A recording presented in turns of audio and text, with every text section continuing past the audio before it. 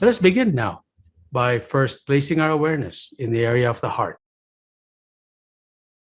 This is where we begin each Monday, and we take slow, deep, gentle breaths and just experience these breaths flowing into our hearts and then exhaling, flowing out of our hearts. Do that for a few breaths before we go deeper.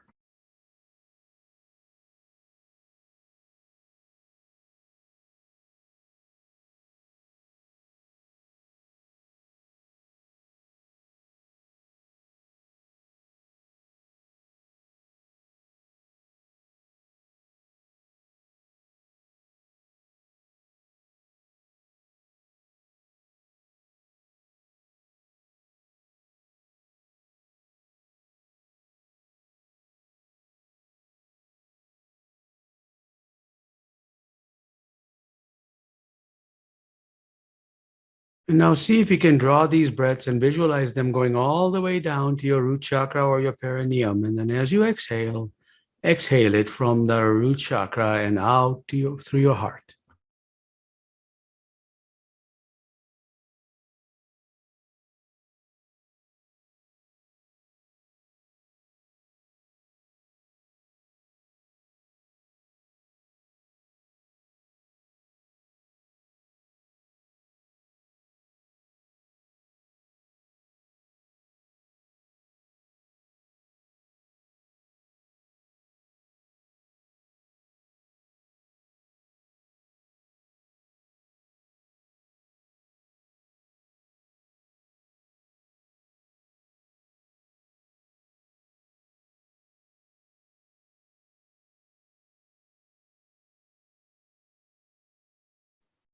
When your mind wanders off, gently bring your awareness in the area of the heart. This is natural for human beings. We wander off. So if that happens to you, just gently bring it back to the center of the heart and begin your breath again. As you draw those breaths in into your heart and down to your perineum, and you exhale from the perineum and out from the heart beyond you.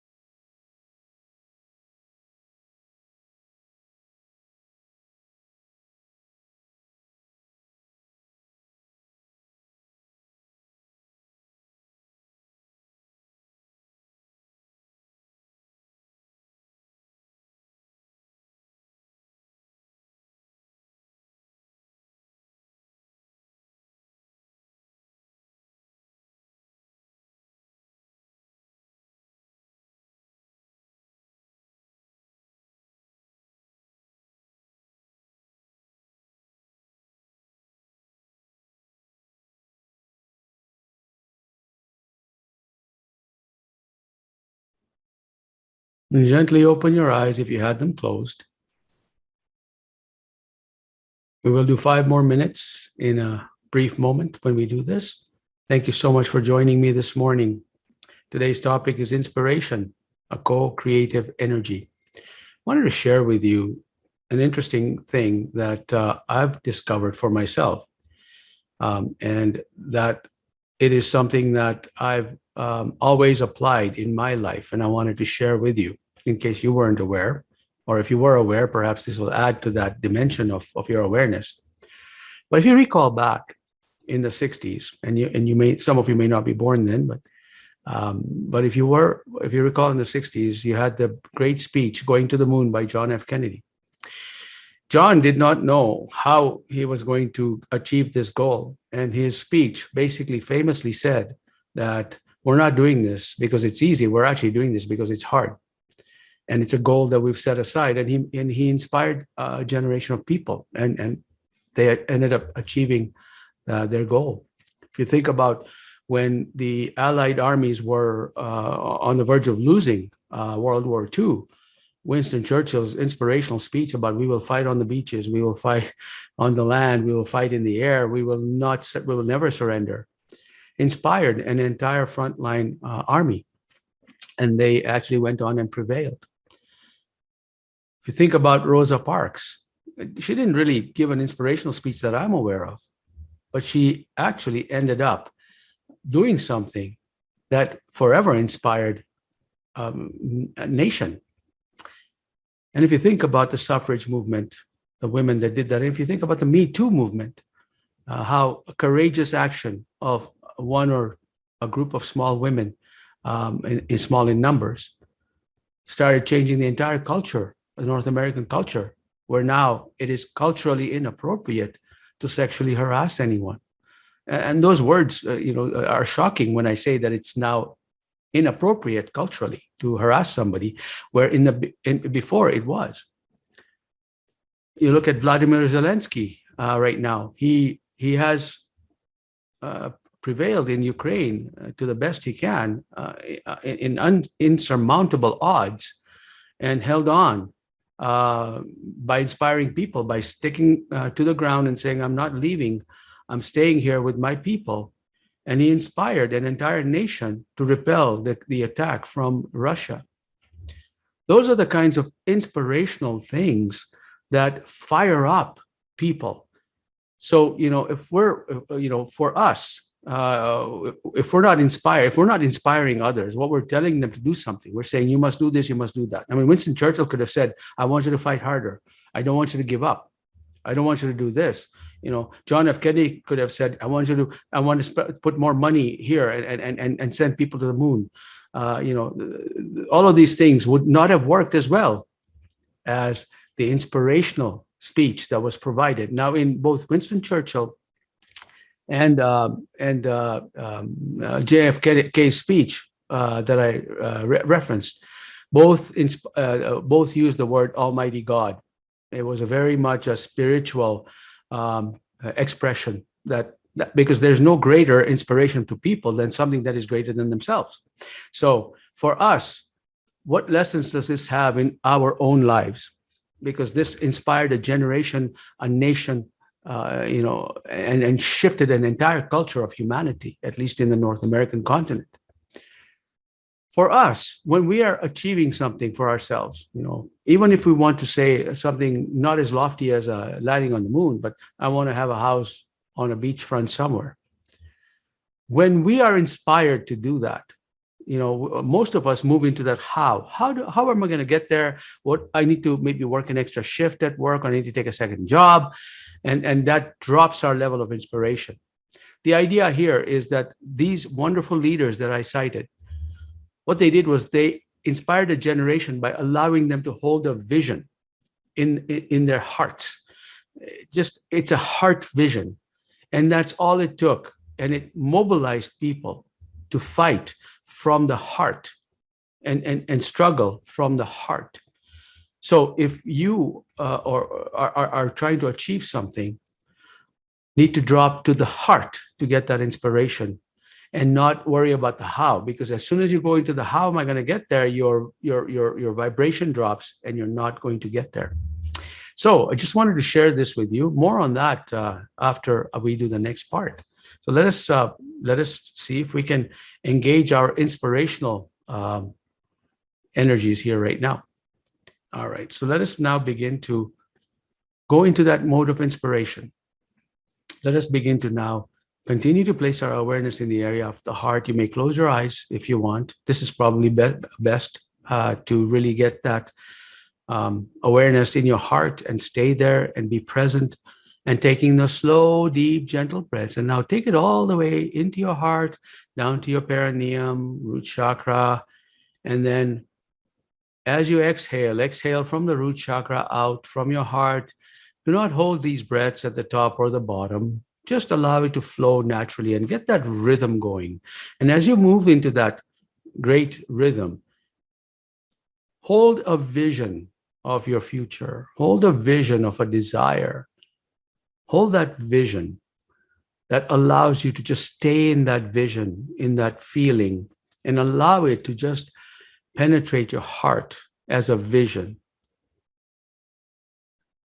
And when thoughts about how am I going to get there, I don't have enough money, come through in your head, gently bring that awareness back into the heart and hold it in your heart as a vision and as an inspiration, and allow that to just continue to hold in your heart. You're building now inspirational energy through this process.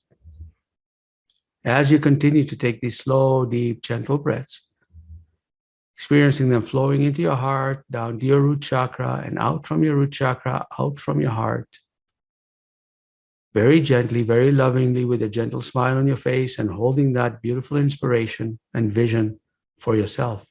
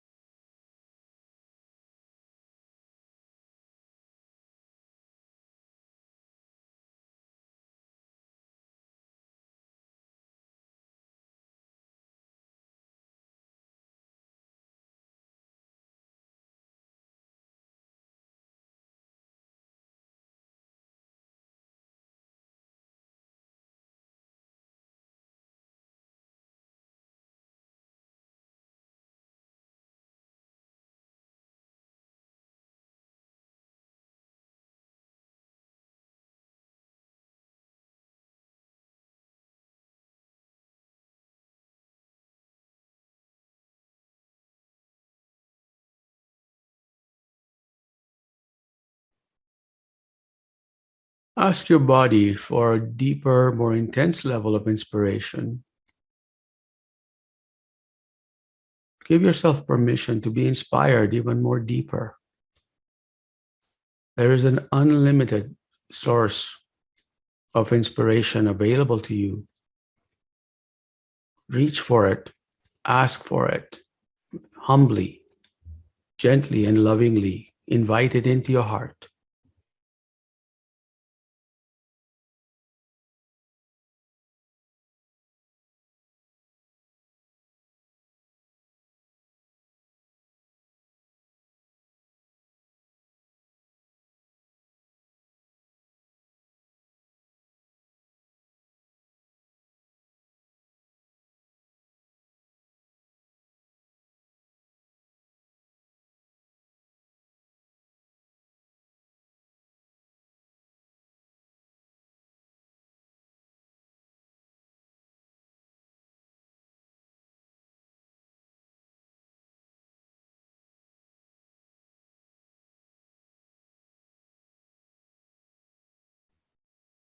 Gently open your eyes if you had them closed. You may continue breathing in this manner, of course.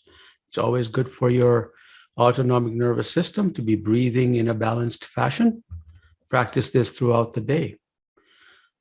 Thank you so much for joining me this morning. Truly appreciate everyone's energy here, feeling everybody. If you're inspired and there's a group of us being inspired, it just lends to that energy field and helps each other. So it's beautiful. Thank you so much for putting your heart into all of this every Monday morning. I wanted to share with you that my 4-part Ignite webinar starts today. And of course, we're going to be tackling into this notion of inspiration even deeper. We will talk about exactly what stops us from playing big, but to tap into our inspiration. And this is a 4-part series, and there'll be 2 weeks in between each part so that we can practice and be aware of some of the lessons that we learn here, and then we apply it, and then by the end of the 4 weeks, you will see a complete shift. So that is really the plan, and it starts at 11 a.m. Mountain time today. If you're able to join us, great. If you're not, you'll also access the replay, but you must be an Ignite member. All right, and if I can be of service in any way, shape, or form, I'm happy to do that for you. So please hit me up on that. Be happy to do that. Questions? Any questions and comments? Inspiration? Happy to take that on. I see some coming through. Thank you, love and gratitude to Dil and Sudanta from UK. Thank you for all of you who have said hello.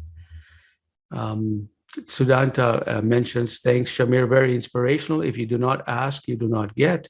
I think that's pretty much it, Sudanta. If your asking is more from a place of inspiration rather than a place of desperation, if I may state those words. When we ask desperately, I really want this, you are actually projecting a vibration of lack, and it drops your vibration. And so when you ask from a place of inspiration, in other words, I'm so grateful and I'm so inspired by this that, I'm reaching for it. It is just beautiful. And I want more, to feel more of that. And you're coming from a place of inspiration rather than desperation. Thank you so much, Sudanta, for your comments. Claire and Carol, in light with what you have said, we have heard inspire being in spirit. Thanks, Shamir. Beautiful. Yes, inspire in spirit. Beautiful. Exactly right. Connection. Carol, you're welcome. Namaste to you as well. Michelle, thank you, Shamir, for the reminder of being in heart-centered energy. I find it a challenge to remain in my heart, asking from a place of inspiration. Is it simply practice? Absolutely practice. Because it is practice in a sense of self-awareness practice. When we are, some of us are not even aware that we are dropping our vibration. And, a lot of us who are in the state of sadness are so used to being in a space of sadness that we look for others who match our sadness. I'll give you an example, and Michelle, you may want to practice this, and others. When you're feeling sad, if there's somebody who's trying to inspire you, you may resist.